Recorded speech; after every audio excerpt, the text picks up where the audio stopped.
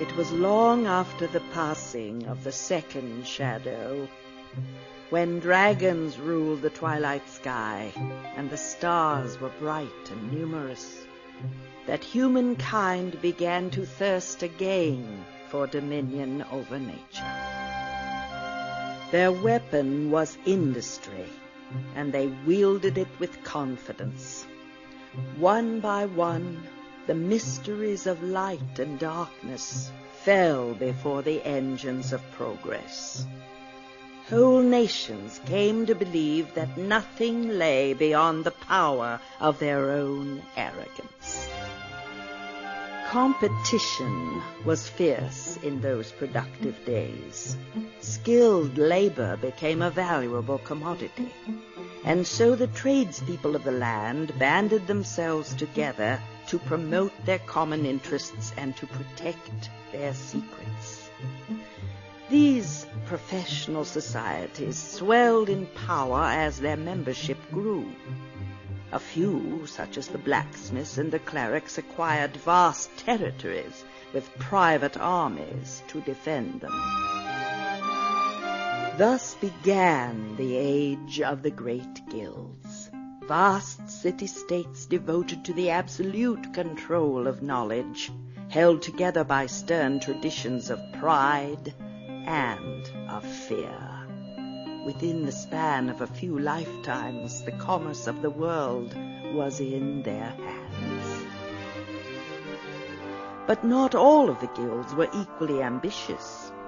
The spinners of thread and weavers of fabric wished only to pursue their labor without interference.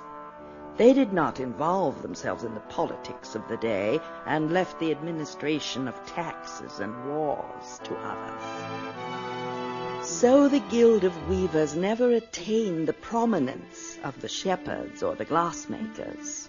Their number was small, for their strict rules forbade membership to any but the child of a member. Marriage outside the guild was discouraged and eventually outlawed.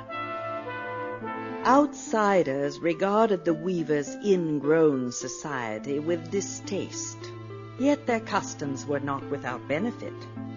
The natural talents of their membership were nurtured and purified, generation after generation, until the greatest among them wove fabrics of such extraordinary beauty that the whole world wondered at their achievements.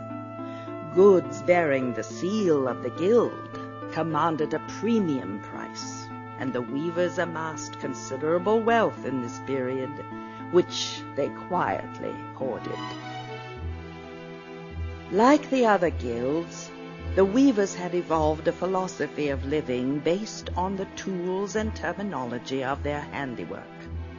They beheld in their great frames of wood and metal a symbol of universal truth, and found ways to work subtle patterns of influence into the fabrics they wove. The cloth of the guild soon became known for virtues other than mere beauty. Certain weaves seemed to possess remarkable powers of healing. Others held a charm against ill fortune.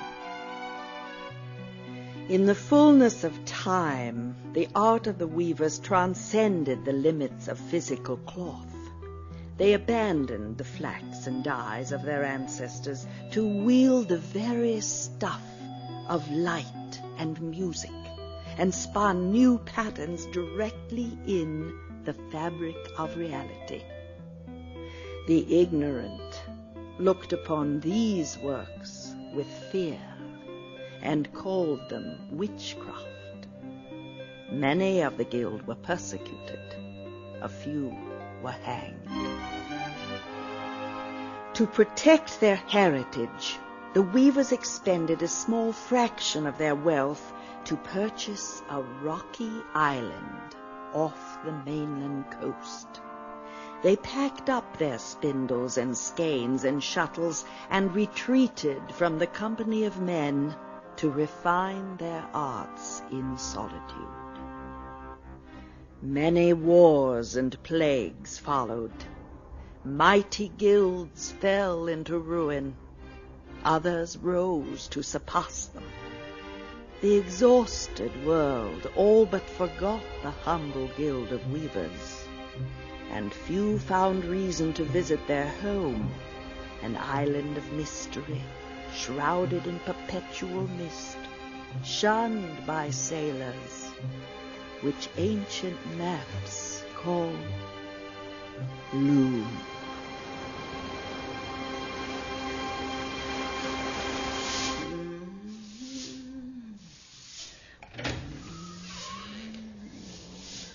Hetchel, Lady Cygna. Bless you, child. Out of bed so soon. What brings you? I wish an audience with the elders. Look at you, pale as lace, and your hands trembling. Sit down. The idea of coming this way alone. You wouldn't be up and about if I was still midwifing. You can be sure of that. Now, what's this you say? An audience? I must speak to them, the elders, at once. The elders? I see. Concerning? A matter of importance. Please, Hetchel. An audience? Oh, my. Wait here. Old Hetchel will get you in.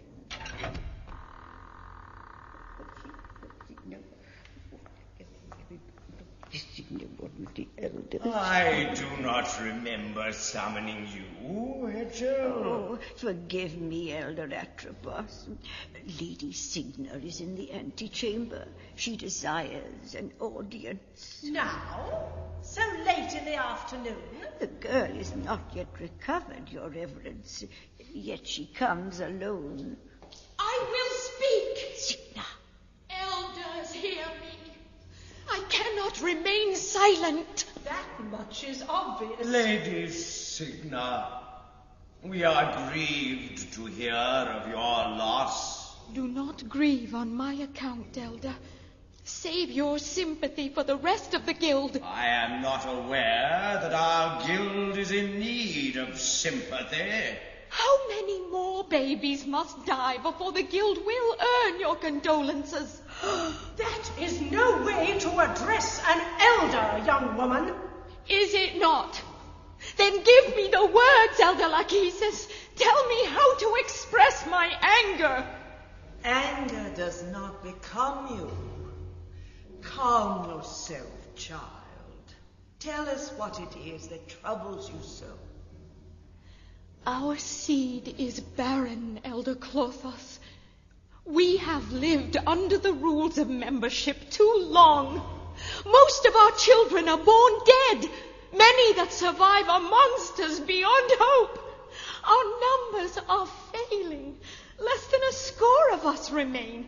And all in the name of rules written in ignorance, obsolete 1,000 years. The same rules that distilled our not inconsiderable talent.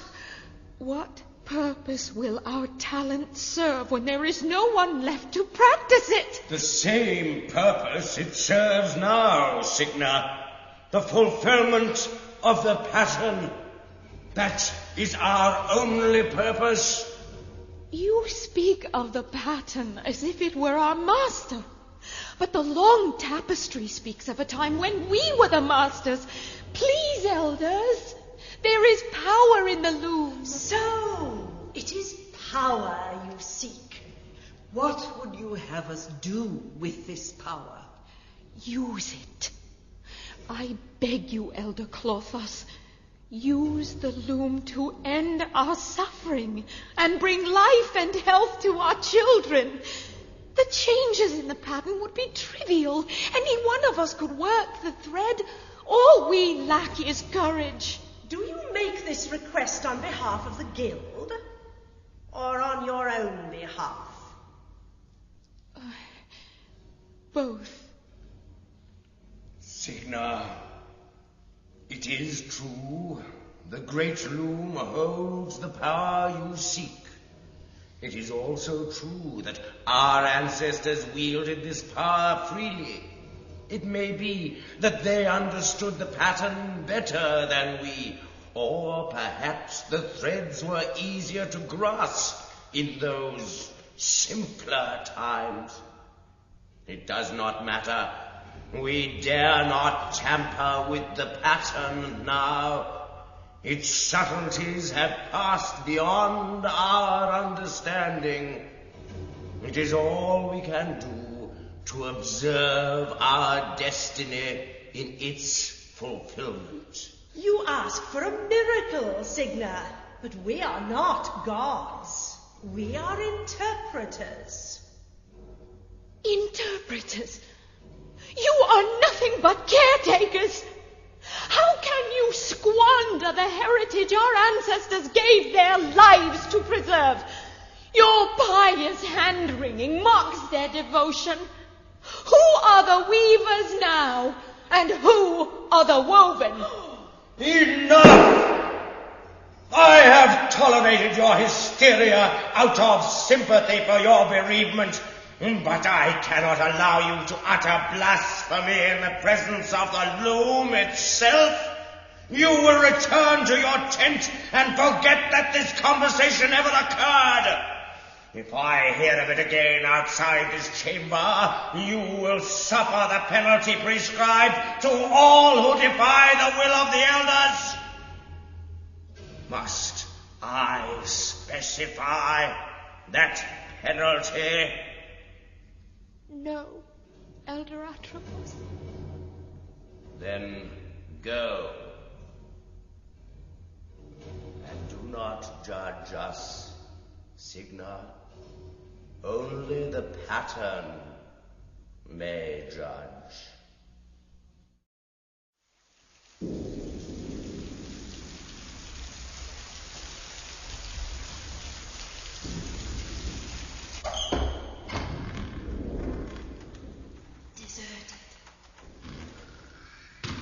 No one will hear me. No one will know. Oh, the Loom. Power. The elders are afraid to use it. I am not afraid. Oh, the colors in the pattern. Dancing. The shadow of rainbows. Oh. One grey thread. Grey goes with every colour. Invisible.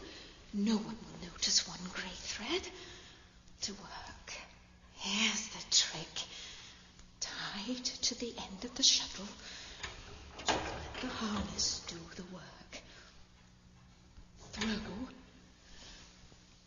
Beat. Treble. Rest. Throw. Beat. Treble. Rest. Back. And forth. Cross. The web. You taught me well. Poor Hetchel. Treble. Rest. Throw. Beat. Treble. Rest. In. And under. Through. Throw, beat, treble, rest, throw, beat, treble, rest, throw, beat. Lady Cygna! Too late.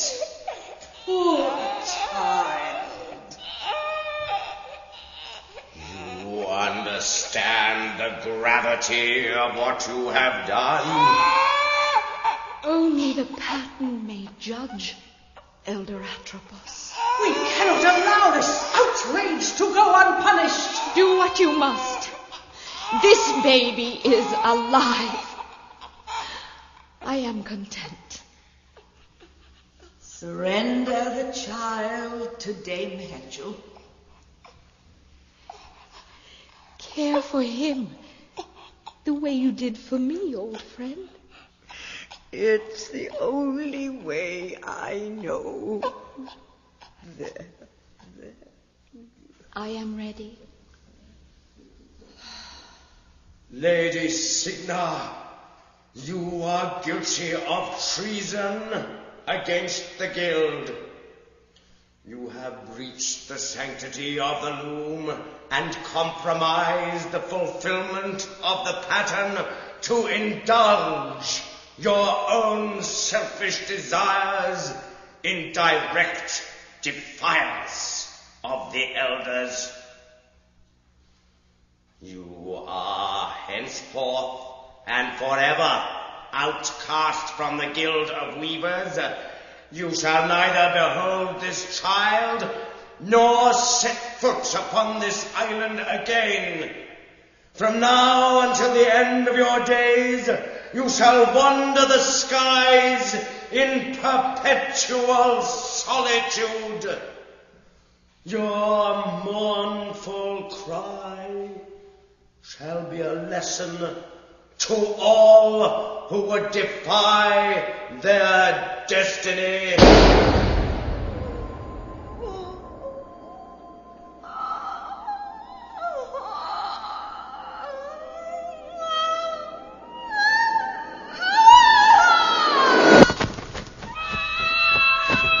Swan.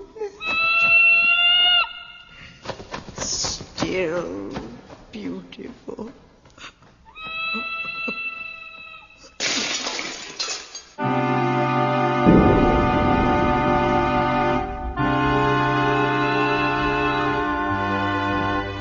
Few in the weaver's village saw the great swan disappear across the sea that night. But it did not take long for them to hear of Lady Cygna's defiance in the sanctuary and the elders' terrible vengeance. All were curious to behold the new infant, a child born not of woman, but out of the loom itself, and whose creation was unforeseen.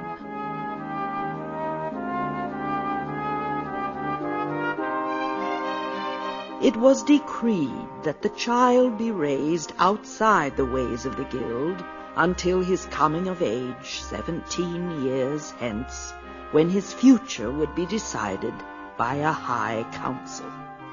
The old serving woman, Hetchel, agreed to raise the loom child as her own. She named the little boy Bobbin. Bobbin? Bobbin, wake up, child. Hetchel? That's right, dear. Out of bed. Still dark. I know, little one. Get up quickly and get dressed. Why? Sleepy? There's something outside I want you to see. Quickly now, before the sun rises.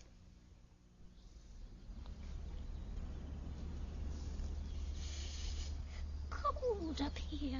I told you to bring your quilt, didn't I? Here. My shawl is warm. I don't see anything. Patience. She will come. She's come every year ever since you were born. What does she look like? She looks... Wait. There. Between the trees. No. Only an owl. The village looks small from up here. Which star is that? The bright one? That is the morning star. You can even see it in the daytime if the sun is right. Look, down there, flying low across the water. Do you see? It's just a seagull. Look again. Oh. A swan, Bobbin. A white swan. Happy birthday, poor boy. Here she comes. Look, she's flying over. She's beautiful. Yes, still beautiful. Why does she sound so sad? Because she is alone, proud and alone. She's flying away. Where is she going, Hetchel? Out beyond the pattern, I expect. Can we go visit? Stand away from the edge. No, little Bobbin. Those who are born of the pattern are hemmed into its web forever. Where that swan goes, we cannot follow. The sun is in my eyes. You're yawning. Come, back to home and bed for you.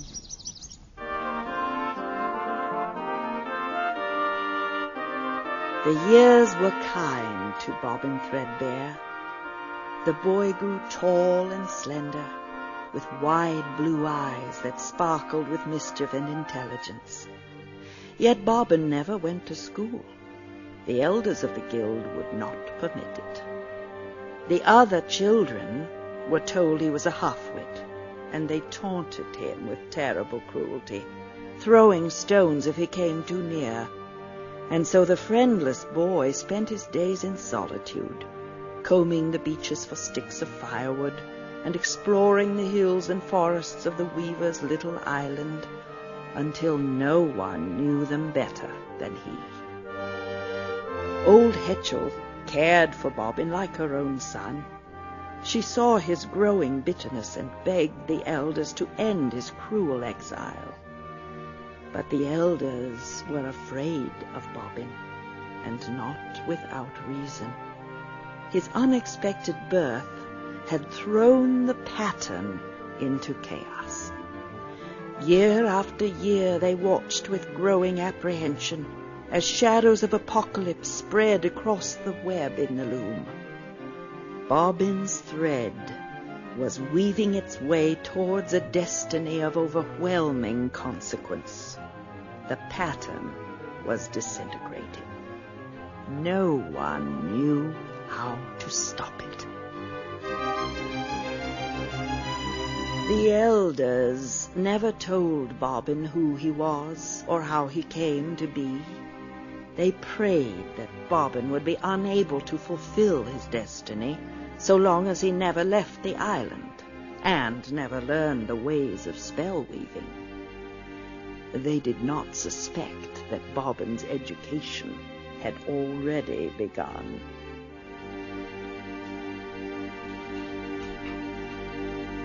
Not tonight, Mother Hetchel. Especially tonight. Draw the curtains, boy. Sit here by the fire. Now, tell me, how many threads are there in a draft? 4. Their names? The throw. That's 1. The beat. 2. The treadle and the rest. Good. Let's see if you remember the draft I taught you. Spin it for me.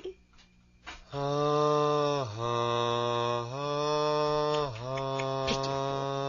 Listen to me.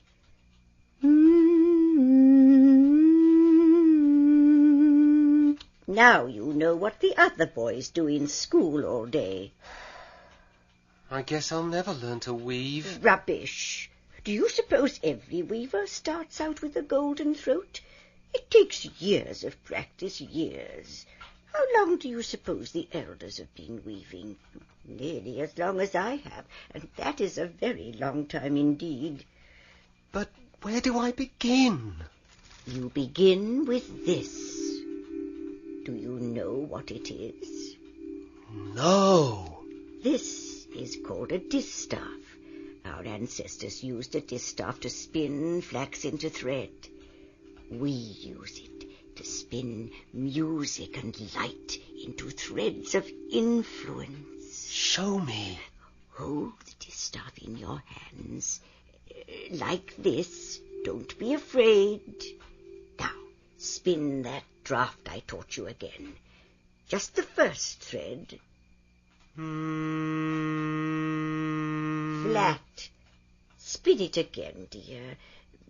This time, slide the thread high in your throat, like this. Can you do that? I think so.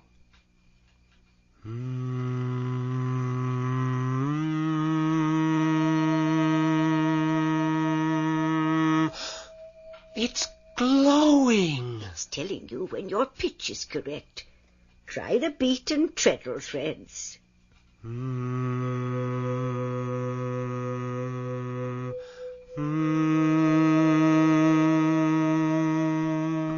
You learn quickly.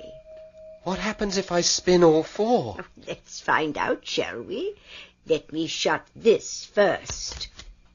All right. Listen carefully. I want you to spin those 4 threads again. Wait for the distaff to glow before you go on to the next. As you spin the last thread, point the distaff at the ball of yarn inside my knitting basket. But you just closed it. Indeed. Those 4 threads form a pattern of opening. You're going to lift up the top of that basket without even touching it. Whenever you're ready. Does it hurt? Tingles a bit. Remember, concentrate on the ball of yarn inside the basket. Spin. Concentrate. Now, point. Not at the window. Wow! Shh! Blow out that light. Sit still for a minute. Good. I don't think anybody heard us. What other drafts do you know? Give me that. You've done enough weaving for one night. Off to bed with you. You have a big day ahead, and we both have to get up very early. Let me go alone this year, Mother Hetchel. Alone?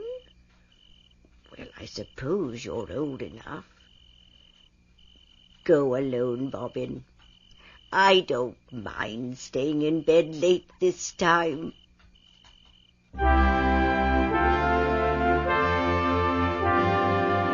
It was still dark when Bobbin awoke.